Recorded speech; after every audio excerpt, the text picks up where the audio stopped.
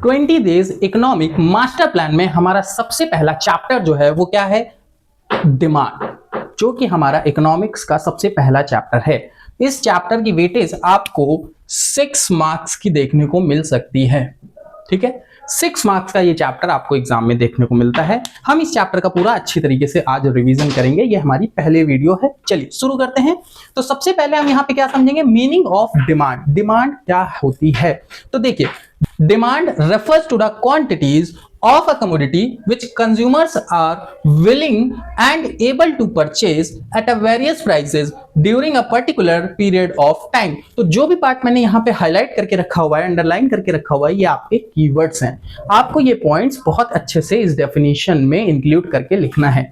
ठीक, अब आप ये समझिए कि डिमांड का यहाँ पे मतलब क्या है। तो डिमांड क्या है? देखिए, पहली चीज एक होती है इच्छा और एक होती है कि हम उसको सच में उन प्रोडक्ट्स को खरीदना चाहते हैं। तो देखिए, डिमांड और डिजायर में यही फर्क है। डिजायर क्या है कि मुझे चार्टर्ड प्लेन चाहिए, और डिमांड क्या है कि मैं चार्टर्ड प्लेन अगले 2 साल के अंदर अंदर खरीद लूंगा।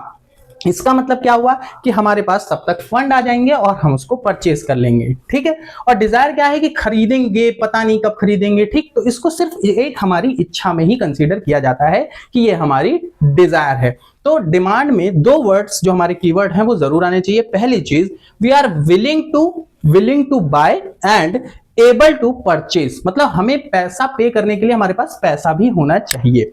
उसके बाद हमारा प्राइस भी फिक्स होना चाहिए कि हम इस पर्टिकुलर प्राइस पे परचेज करेंगे और एक पर्टिकुलर टाइम पीरियड, मतलब 1 ईयर, आफ्टर 1 ईयर या आफ्टर 1 डे। ठीक है, हम ऐसे इसको परचेज करेंगे। तो आई होप आपको डिमांड बहुत अच्छे से समझ में आई होगी। किसी भी प्रोडक्ट की डिमांड तभी कंसीडर की जाती है जब कोई भी कंज्यूमर उसको income, willing to purchase and able to pay, ये दोनों चीजें होनी चाहिए उसके पास। ठीक है, तो ऐसी किसी भी डिमांड को हम डिमांड में कंसीडर कर सकते हैं। इसके बाद डिमांड्स के कुछ यहां पे टाइप्स होते हैं। कौन कौन से टाइप्स है? टाइप्स ऑफ डिमांड में सबसे पहला क्या आता है? Individual demand and market demand. अब इस पार्ट को आपको बहुत अच्छे से समझना होगा। देखिए, इंडिविजुअल डिमांड क्या होती है और मार्केट डिमांड क्या होती है। तो जो भी इंडिविजुअल्स के द्वारा डिमांड की जाती है, पर्टिकुलर हाउस होल्ड्स के द्वारा डिमांड की जाती है, तो उसको हम इंडिविजुअल डिमांड में कंसीडर करते हैं। फॉर एग्जाम्पल, हमारा एक पर्सन कोई है, ये हमारा एक पर्सन है। ठीक है, इसकी डिमांड है per day 1 litre of milk, 1 litre of milk. ठीक है, ये per day 1 litre of milk को यहाँ पे कंज्यूम करता है। तो अगर ये per day 1 litre of milk को कंज्यूम करता है तो इसकी पर डे की डिमांड कितनी है? तो हम कहेंगे 1 लीटर ऑफ मिल्क। ठीक, बट यहां पे जब बात होती है कि मार्केट डिमांड क्या है, तो मार्केट डिमांड को हम कैसे समझते हैं? तो मैंने कहा ये एक पर्सन है जिसकी पर डे जो डिमांड है मिल्क की वो कितनी है? 1 लीटर। एक और पर्सन है, इसकी पर डे की डिमांड है 2 लीटर। एक और पर्सन है, इसकी पर डे की डिमांड है 3 लीटर। तो हमने कहा जैसे ही हम यहाँ पे इस तरीके से आगे बढ़ रहे हैं, तो अब हमें मार्केट डिमांड जब देखनी है तो हम इन तीनों की डिमांड को ऐड कर लेंगे सेम पर्टिकुलर प्राइस पे, और हम उसको बोलेंगे कि यहां पे ये हमारी मार्केट डिमांड है। फॉर एग्जाम्पल, यहां पे इंडिविजुअल डिमांड क्या है? 1, यहां पे इंडिविजुअल डिमांड क्या है? 2, यहां पे क्या है? 3। बट जैसे ही हम मार्केट डिमांड पे पहुंचेंगे तो हम कहेंगे हमारी मार्केट डिमांड क्या है? 1 + 2 + 3, जो कि है 6 लीटर। ठीक है, आई होप इस छोटे से एग्जांपल से आपको ये पार्ट बहुत अच्छे से समझ में आया होगा। ठीक है, अब हम अपना आगे बढ़ेंगे। हमारा आगे क्या है? आगे है हमारा सेकंड टाइप ऑफ डिमांड, वो क्या है? X and exposed demand. देखिए, एक्स एंड एक्सपोज्ड डिमांड में डिफरेंस है। डिफरेंस क्या है? सिर्फ एक पर्टिकुलर पॉइंट का डिफरेंस है यहाँ पे। फॉर एग्जाम्पल, हमने यहाँ पे कहा कि मैं नेक्स्ट मंथ 10 टी-शर्ट्स बाय करूंगा। ठीक है, मैंने यहां पे क्या कहा कि मैं नेक्स्ट मंथ 10 टी-शर्ट्स बाय करूंगा। बट जब नेक्स्ट मंथ आया और मैंने देखा कि अब होली का टाइम है और यहाँ पे टी-शर्ट्स जनरली महंगी बिकती हैं, क्योंकि गर्मियां आ चुकी होती हैं, टी-शर्ट्स की डिमांड बढ़ चुकी होती है, तो उनका प्राइस भी थोड़ा थोड़ा सा बढ़ जाता है। तो मैं गया मार्केट और मैंने सोचा अभी ये टी-शर्ट्स महंगी है, और मैंने एक्चुअल में क्या किया? मैंने सिर्फ और सिर्फ 6 टी-शर्ट्स ही बाय करी।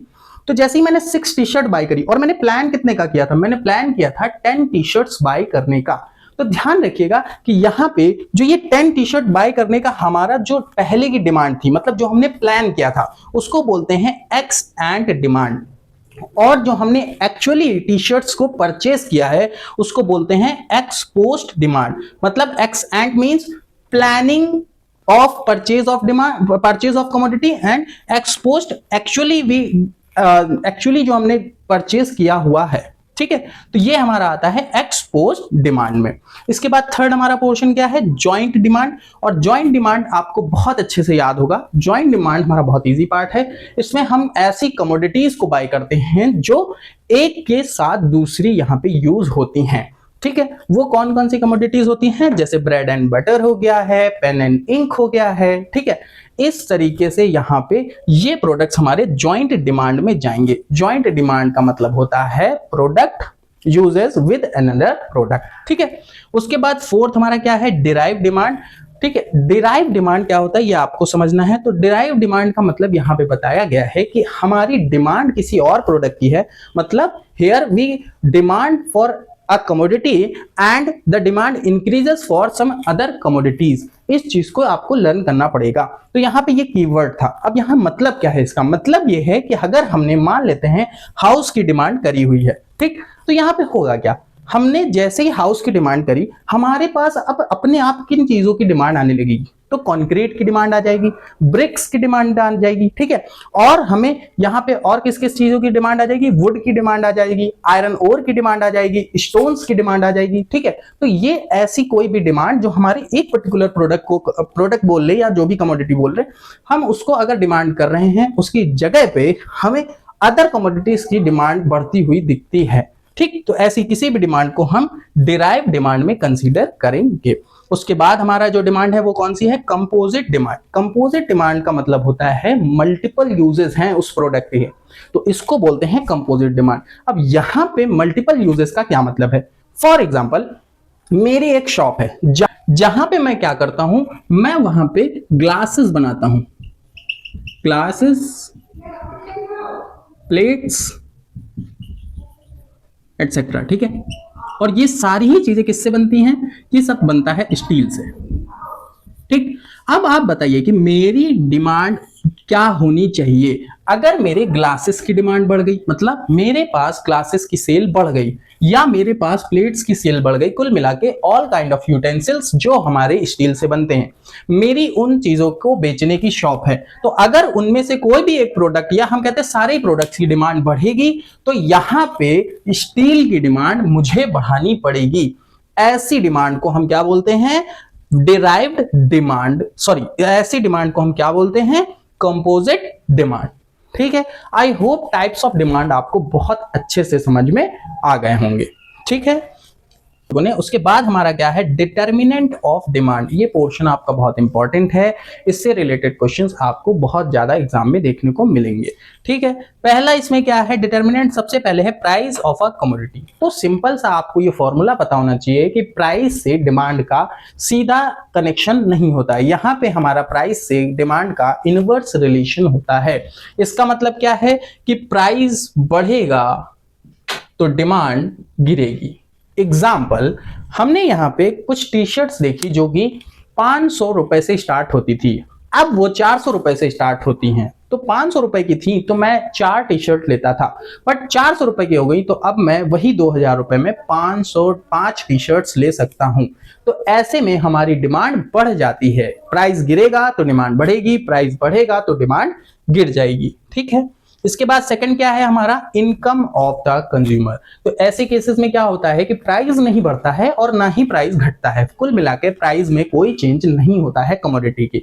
बट चेंज कहां होता है, चेंज होता है हमारी इनकम में। इसका मतलब क्या है कि हमारी परचेजिंग पावर बढ़ जाती है, और जैसे ही हमारी परचेजिंग पावर बढ़ती है, हमारा चीजों के लिए डिमांड करना भी बढ़ जाता है। फॉर एग्जाम्पल, हम मिल्क पहले अपने घर में पर डे 2 लीटर लेके आते थे। ठीक है, 2 लीटर ऑफ मिल्क हम यहाँ पे लेके आते थे और 65 रुपीज पर केजी का रेट था।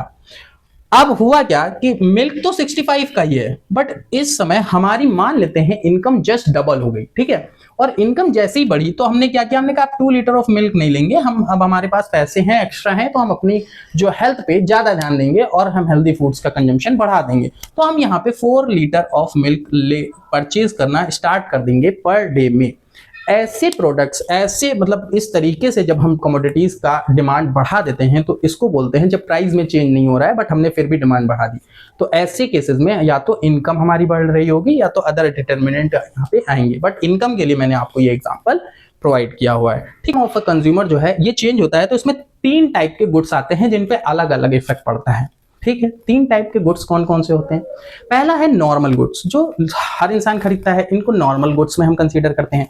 और ये गुड्स कहाँ जाएंगे? ये हमेशा हमारी इनकम बढ़ने पे इनकी डिमांड भी बढ़ेगी, ठीक है। नॉर्मल गुड्स की डिमांड, इनकम बढ़ने पे इनकी डिमांड भी बढ़ती है, ठीक है। दूसरा है इंफीरियर गुड्स। इंफीरियर गुड्स की डिमांड, इनकम बढ़ने पे डिमांड जो है वो कम हो जाती है। ऐसा क्यों हो रहा है? क्योंकि समझिए, पहले नॉर्मल गुड्स का समझ लेते हैं। जैसा कि मैंने पहले आपको एग्जांपल दिया वो नॉर्मल गुड्स का ही था कि हमने मिल्क का कंजम्पशन बढ़ा दिया था। बट जो इंफीरियर गुड्स होते हैं उनमें इनकम बढ़ने पे डिमांड गिर क्यों जाती है? समझिए, हम पहले मान लेते हैं कि हम एक लोकल शॉप से बहुत ही सस्ते 200-300 रुपीज के शूज को परचेज करते थे और उन्हीं से अपना काम चलाते थे। बट आज हमारी इनकम बढ़ गई है, तो अब आप बताइए हम 200-300 के इंफीरियर गुड्स के कंज्यूम, मतलब हम 200-300 के इंफीरियर शूज परचेज करेंगे या हम सीधा अपने लेवल को ऊपर करेंगे और कुछ अच्छी क्वालिटी प्रोडक्ट्स की तरफ शिफ्ट हो जाएंगे, ठीक है। तो ऑब्वियस सी बात है हम क्वालिटी प्रोडक्ट्स की तरफ शिफ्ट हो जाएंगे, क्योंकि इंफीरियर गुड्स तो इंसान क्या है, मजबूरी में ही यूज करता है। तो यहां पे भी वो क्या करेगा, मजबूरी में अगर वो 200-300 के शूज यूज कर रहा था तो अब उसकी डिमांड, यहां पे इंफीरियर गुड्स की डिमांड कम हो जाएगी, वो कहां शिफ्ट हो जाएगा, क्वालिटी गुड्स की तरफ। तो इसको बोलते हैं इंफीरियर गुड्स पे इनकम का क्या इफेक्ट पड़ता है। थर्ड है इन एक्सपेंसिव नेसेसिटीज पे हमारे इनकम का क्या इफेक्ट पड़ता है। तो इन एक्सपेंसिव नेसेसिटीज होती क्या है, पहले तो ये समझ लीजिए। फॉर एग्जांपल यहाँ पे जो हमारी नेसेसिटीज हैं, इन एक्सपेंसिव नेसेसिटीज, इसको बोलते हैं, इसमें मान लीजिए मैच बॉक्स। मैच बॉक्स, अब आप बताइए, आप अंबानी भी हो जाते हैं तो क्या मैच बॉक्स आप 50 रुपए का खरीद लेंगे? नहीं ना, मैच बॉक्स का रेट तो उतना ही रहेगा ना। सॉल्ट, ठीक है, हम सॉल्ट का एग्जांपल ले लेते हैं। सॉल्ट भी यहां पे क्या है, चाहे वो सस्ता हो चाहे वो महंगा हो, या हमारी इनकम, चलो मान लेते हैं उसका प्राइस नहीं बढ़ा बट हमारी इनकम बढ़ गई, ठीक है। इनकम बढ़ गई या घट गई? क्या आप नमक के कंजम्पशन में, मतलब सॉल्ट के कंजम्पशन में या मैच बॉक्स के कंजम्पशन में किसी भी तरह का कोई चेंज करेंगे? नहीं ना। तो यहां पे भी यही होता है जब हम इन एक्सपेंसिव नेसेसिटीज की बात करते हैं। तो ये हमारे डिटर्मिनेंट ऑफ डिमांड का सेकंड पार्ट जो है वो पूरी तरीके से कंप्लीट होता है। इसके बाद का जो हमारा पार्ट है वो क्या है, थर्ड पार्ट, जिसमें बोलते हैं consumer taste and preferences. Consumer taste and preferences ये क्या करते हैं, ये भी हमारे प्रोडक्ट्स को, हमारी जो डिमांड को अलग तरीके से, अदर तरीके से, मतलब प्राइस चेंज हो या ना हो बट डिमांड में चेंज आता है टेस्ट एंड प्रेफरेंसेस की वजह से भी। फॉर एग्जाम्पल, मुझे पर्सनली, मैं कहता हूं मुझे हल्दीराम की भुजिया बहुत पसंद है, ठीक है। पर्सनली मुझे पसंद है तो मुझे उसका टेस्ट है, मतलब एक टेस्ट है जो उसका मेरे को बहुत अच्छा लगता है। तो अब बताइए, अगर मैं कहीं भी परचेज करने गया, मैंने कहा भुजिया दे दो, अगर वो हल्दीराम की नहीं देता है, वो मान लेते हैं किसी और कंपनी की देता है, कोई लोकल ब्रांड देता है, ठीक है, तो क्या मैं उसको परचेज कर लूंगा? वो कह रहा है मेरे से ये सस्ती है, ले लो। नहीं ना, क्यों? क्योंकि मेरा टेस्ट ही नहीं है वो, मेरा टेस्ट है हल्दीराम की भुजिया। तो हल्दीराम की भुजिया में मेरा टेस्ट जब हल्दीराम की भुजिया है तो मैं किसी और भी प्रोडक्ट को मैं यहां पे परचेज नहीं करूंगा। तो यहां पे हमारी डिमांड कभी भी शिफ्ट नहीं होती है। तो टेस्ट एंड प्रेफरेंसेस में हल्दीराम की भुजिया अगर महंगी भी हो जाती है तो भी मैं इसी को परचेज करके चलूंगा, ठीक है। I hope taste and preferences आपको बहुत अच्छे से समझ में आ गया होगा। छोटे छोटे पॉइंट्स हैं, आपको बस रिवीजन करना है, रिकॉल करना है और आराम से चले जाना है। बहुत इजी चैप्टर है ये आपका, ठीक है। आई होप आपको समझ में भी बहुत अच्छे से आ रहा होगा, ठीक है। थोड़ा सा सोशल मीडिया साइड में रख के आप इन पे भी ध्यान दीजिएगा, अच्छे से ये हो जाएगा तो आपको 6 मार्क्स मिलेंगे, है ना। आई नो ये बोरिंग पार्ट है, थ्योरी है, ठीक है, बट कोई नहीं, हम इसमें आगे बढ़ेंगे और अच्छे से इसको कंप्लीट करके अपना एग्जाम देंगे। आगे देखिए, फोर्थ है प्राइजेस ऑफ रिलेटेड गुड्स, ठीक है। अब यहां पे आप मुझे बताइए कमेंट करके, अगर आपको पता है वीडियो को पॉज करिए और कमेंट में बताइए कि प्राइजेस ऑफ रिलेटेड गुड्स से क्या इफेक्ट पड़ता है। आई होप आप रिवीजन कर रहे होंगे तो आपको ये पॉइंट्स पता होंगे, आप कमेंट्स में लिख भी सकते हैं। सब्स्टिट्यूट गुड्स में सबसे पहले यहां पे हम देखेंगे कि मान लेते हैं टी के प्राइजेस जो हैं वो गिरे, तो यहां पे क्या होता है, टी की प्राइसेस जैसे गिरे, कॉफी की डिमांड यहाँ पे गिर जाएगी। क्यों? क्योंकि ये सब्स्टिट्यूट गुड्स है। टी की जगह पे लोग कॉफी पीने लगते हैं और कॉफी की जगह पे टी। तो जैसे ही लोग क्या देखेंगे कि टी बहुत अब सस्ते प्राइस पे मिल रही है, तो काफी सारे कॉफी के जो भी कंज्यूमर होंगे वो टी की तरफ शिफ्ट हो जाएंगे। ठीक, आई होप ये पार्ट आपको बहुत अच्छे से समझ में आया होगा। इसको बोलते हैं सब्स्टिट्यूट गुड्स। दूसरा है कॉम्प्लीमेंट्री गुड्स। कॉम्प्लीमेंट्री गुड्स क्या होते हैं? कॉम्प्लीमेंट्री गुड्स हमारे वो गुड्स होते हैं जिसमें एक प्रोडक्ट या एक कमोडिटी का जब डिमांड बढ़ जाती है तो होता क्या है कि उसकी वजह से अदर कमोडिटी की भी डिमांड साथ में बढ़ जाती है। ठीक है, तो ऐसी कमोडिटी कौन सी होती है? जैसे कार, पेट्रोल। ठीक है, अब होगा क्या, जैसे ही आप कार परचेज करेंगे पेट्रोल की डिमांड अपने आप आपके लिए बढ़ जाएगी। तो ऐसे जो भी हमारे प्रोडक्ट्स होते हैं इनको हम कॉम्प्लीमेंट्री गुड्स में कंसीडर करते हैं। इसके बाद हमारी आती है कंज्यूमर एक्सपेक्टेशन। कंज्यूमर एक्सपेक्टेशन का बेसिकली मतलब क्या होता है कि हम यहाँ पे क्या एक्सपेक्ट कर रहे हैं इन फ्यूचर। फॉर एग्जाम्पल, मैंने सोचा कि इन फ्यूचर जो गोल्ड का प्राइस है, ठीक है, जो कि इस समय 1 लाख रुपीस चल रहा है, वो नेक्स्ट 2 इयर्स में मैं सोच रहा हूं कि मुझे लग रहा है ये 2 लाख रुपीस पहुंच जाएगा। तो मैं अभी जब 1 लाख रुपए प्रोडक्ट की प्राइस है, गोल्ड का प्राइस है, तो प्राइस चेंज नहीं होगा, बट मैं इसकी डिमांड या हम लोग इसकी डिमांड बढ़ा देंगे। क्यों? क्योंकि कंज्यूमर हमारी, मतलब कंज्यूमर कौन, हमारी एक्सपेक्टेशन क्या है कि फ्यूचर में इसका प्राइस बढ़ जाएगा, और यहां पे प्राइस का कोई मतलब नहीं होता है डिमांड के बढ़ने से। अब दूसरा यहां पे उल्टा भी हो सकता है कि हमें लग रहा है कि इस प्रोडक्ट की डिमांड कम, मतलब हमें लगता है इस प्रोडक्ट का प्राइस जो है वो फ्यूचर में कम हो जाएगा, तो हम इसकी अभी डिमांड कम भी कर सकते हैं। ठीक है, आई होप ये पार्ट आपको अच्छे से समझ में आ गया होगा। इसके बाद है कंज्यूमर क्रेडिट फैसिलिटीज। इसमें आप आईफोन का बहुत अच्छे से एग्जांपल सेट कर सकते हैं।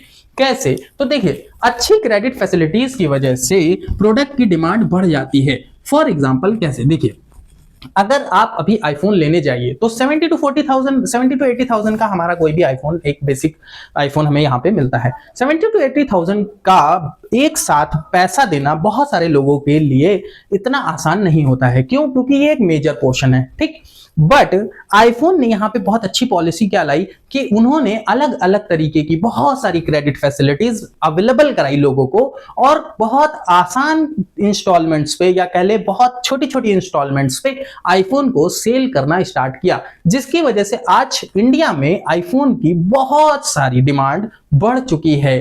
ठीक, और इंडिया आईफोन का सबसे बड़ा कंज्यूमर भी है। ठीक है, तो आई होप आपको ये चीज समझ में आई होगी कि क्रेडिट फैसिलिटी अच्छी होने से डिमांड बहुत अच्छे से बढ़ जाती है कई सारे प्राइजेस की। आप इसको छोटे प्राइजेस में, छोटे गुड्स में भी, छोटी कमोडिटीज के गुड्स में भी यूज कर सकते हैं कि उसमें भी अगर आप क्रेडिट फैसिलिटी अच्छी कर देंगे तो लोग परचेज करना ज्यादा फ्रीक्वेंटली बढ़ा देते हैं। ठीक है, इसके बाद हमारा डेमोन्स्ट्रेशन इफेक्ट है। डेमोन्स्ट्रेशन इफेक्ट में हम यहाँ पे क्या करते हैं, हमारा फोमो क्रिएट होता है। इसको हम फोमो में ले सकते हैं। फोमो मतलब फियर ऑफ मिसिंग आउट। ठीक है, अब इसका क्या मतलब है? एग्जाम्पल, आप यहां खड़े हुए हैं, ठीक है, आपका फ्रेंड सर्कल है 3 दोस्तों का, या कह लेते हैं 4 दोस्तों का। ठीक, सभी के पास यहां पे एक अच्छी बाइक है, सुपर बाइक है। अब आप बताइए कि आपके मन में क्या डिमांड होगी या नहीं होगी कि मुझे भी अब बाइक जब भी लेनी है सुपर बाइक ही लेनी है, हाँ या ना? इसका आंसर मुझे आपसे कमेंट्स में चाहिए। ठीक, अगर हाँ तो इसी को बोलते हैं डेमोन्स्ट्रेशन इफेक्ट। ठीक, मतलब देखा देखी जो हम डिमांड करते हैं, इसमें हम क्या करते हैं, अपने दोस्त, अपने रिश्तेदार, अपने पड़ोसी, इन सभी को देख के हम यहाँ पे डिमांड कंसीडर कर लेते हैं। ठीक है, उसके बाद हमारा क्या है, size and composition of population. तो ध्यान रखिएगा कि आपका जंगल में प्रोडक्ट कभी भी नहीं बिकता है। फॉर एग्जांपल, आपने एक शॉप खोली है, ठीक है, सिंपल सी बात है, प्राइस तो छोड़िए, प्राइस चेंज हो चाहे ना हो, अगर आप उस शॉप को किसी भी ऐसी जगह खोलेंगे, या मान लेते जंगलों में ही खोल दिया आपने, ठीक है, तो आप बताइए वहां आपकी डिमांड बढ़ेगी या गिरेगी? ठीक, एक ये हो गया, और दूसरा ये कि आपने उसको एक पूरी क्राउडेड मार्केट के बीच में खोला हुआ है। ठीक है, तो ऑब्वियस सी बात है कि हमारी जो डिमांड है वो क्राउडेड मार्केट में ज्यादा आएगी। तो इसीलिए पॉपुलेशन जो है, size of composition of population जो है वो बहुत बहुत ज्यादा इंपॉर्टेंट है हमारी डिमांड बढ़ाने के लिए, और यहां पे प्राइस बिल्कुल भी रिलेटेड नहीं होता है। इसके बाद डिस्ट्रीब्यूशन ऑफ इनकम है। अगर किसी भी देश की पर कैपिटा इनकम का मतलब होता है पर्टिकुलर इंडिविजुअल्स की इनकम अगर बढ़ रही है और उनकी इनकम बहुत ज्यादा हो गई है, या कह सकते हैं जो डिस्ट्रीब्यूशन ऑफ इनकम है वो सब में बराबर बराबर है, कोई अमीर बहुत ज्यादा और कोई बहुत ज्यादा गरीब नहीं है, तो ऐसे केसेस में सभी के पास पैसा होगा तो सब प्रोडक्ट्स की डिमांड भी ज्यादा होगी। वहां पे प्राइस कम हो या ज्यादा हो उससे कोई मतलब नहीं होता है। इसके बाद क्लाइमेट फैक्टर्स आते हैं। क्लाइमेट फैक्टर्स का मतलब क्या है कि अगर विंटर है तो हम क्या करेंगे, टी शर्ट्स की डिमांड बढ़ाएंगे, और सॉरी उल्टा बोल दिया, अगर विंटर है तो हम जैकेट्स की डिमांड बढ़ाएंगे, ठीक है। और अगर यहाँ पे हमारा समर है तो हम क्या लेंगे, समर में बताइए हम क्या कंसीडर करते हैं, हम टी शर्ट्स को परचेज करते हैं, ठीक है। तो आई होप ये पोर्शन आपको बहुत अच्छे से समझ में आया होगा। लास्ट हमारा गवर्नमेंट पॉलिसीज है। गवर्नमेंट पॉलिसीज की वजह से भी प्राइजेस कम हो या ज्यादा हो उससे कोई मतलब नहीं होता है, बट गवर्नमेंट पॉलिसीज की वजह से भी कई चीजों के कई कमोडिटीज के जो डिमांड है वो बढ़ घट सकती है। इसका रियल लाइफ एग्जाम्पल है सोलर पैनल। सोलर पैनल क्यों मैंने लिया है, क्योंकि आज आप अपने घर के आसपास कहीं पे भी देखिए सोलर पैनल देखा है ना, पड़ोसी भी लगवा रहे हैं, सब लगवा रहे हैं। क्यों लगवा रहे हैं, लोगों को बड़ा मजा आ रहा है सोलर पैनल लगवाने में? नहीं, क्योंकि गवर्नमेंट उस पर सब्सिडी देती है। ये गवर्नमेंट की पॉलिसी है कि आप सोलर पैनल लगवाएंगे तो हम आपको 1,08,000 समथिंग कुछ सब्सिडी देंगे। मतलब आपको सब्सिडी का मतलब ये होता है कि आप पेमेंट पहले पूरी कर देंगे, फिर गवर्नमेंट उसमें से, मान लीजिए आपने 2 लाख रुपए की पेमेंट करी तो गवर्नमेंट उसमें से आपको 1,08,000 रुपए वापस कर देगी, तो आपको प्रोडक्ट सस्ता ही पड़ जाता है। तो ऐसी किसी भी पॉलिसीज में जो गवर्नमेंट ने ऐसी पॉलिसीज बनाई होंगी वो भी कई प्रोडक्ट्स की डिमांड बढ़ा देती हैं। इसी वजह से इस समय सोलर पैनल्स की डिमांड बहुत तेजी से बढ़ी हुई है। आपने देखा होगा आसपास भी और आपके एरिया में भी सोलर पैनल काफी सारे लोग लगवा रहे होंगे। इसके बाद हमारा है डिमांड फंक्शन। और डिमांड फंक्शन क्या होता है ये आप बहुत अच्छे से समझ सकते हैं। क्यों? क्योंकि अब आपने डिटर्मिनेंट ऑफ डिमांड समझ चुके हैं। तो यहाँ पे क्या है demand function? A demand function state the relationship between the demand for a product and its various determinant. उस प्रोडक्ट के डिमांड एंड उसके वेरियस डिटर्मिनेंट जो हैं इन सबको एक साथ देखने पे हमें मिलता है डिमांड फंक्शन, जिसको हम DN से डिनोट करते हैं। और ये हमारा F क्या है, फंक्शन को डिनोट करता है। ब्रैकेट में हमारा PN है। PN क्या है, प्रोडक्ट का प्राइस। और P1 डॉट PN -1 ये क्या दिखाता है, ये हमारा प्राइस ऑफ अदर कमोडिटीज हमें शो करता है। और Y हमारा इनकम को दिखाता है। T हमारा टेस्ट एंड प्रेफरेंसेस को दिखाता है। E हमारा एक्सपेक्टेशंस को दिखाता है जो हमने अभी यहाँ पे पढ़ी हुई है। H हमारा साइज ऑफ पॉपुलेशन को दिखाता है। Y बार हमारा डिस्ट्रीब्यूशन ऑफ इनकम को दिखाता है। और G हमारा गवर्नमेंट पॉलिसीज को दिखाता है। तो ये हमारा डिमांड फंक्शन तक का आज का रिवीजन बहुत अच्छे से हो गया है। आई होप ये वीडियो आपको पसंद आएगी। अगर ये वीडियो आपको पसंद आती है तो इसको अपने सभी दोस्तों के साथ शेयर करिए। और यहाँ पे रिवीजन हो रहा है ये सब लोगों को आप अपने फ्रेंड्स को भी बताइए ताकि वो भी इन वीडियोस का अच्छे से फायदा उठा सके। और ये डिटेल्ड रिवीजन इसी तरीके से चलेगा, ठीक है। आपका 9 डेज में मैं पूरा माइक्रो इकोनॉमिक्स यहाँ पे सिखाऊंगा। कैसी लगी ये वीडियो आप कमेंट्स में बिल्कुल बताइएगा और चैनल को भी सब्सक्राइब करिएगा। मिलते हैं नेक्स्ट वीडियो में। Thank you.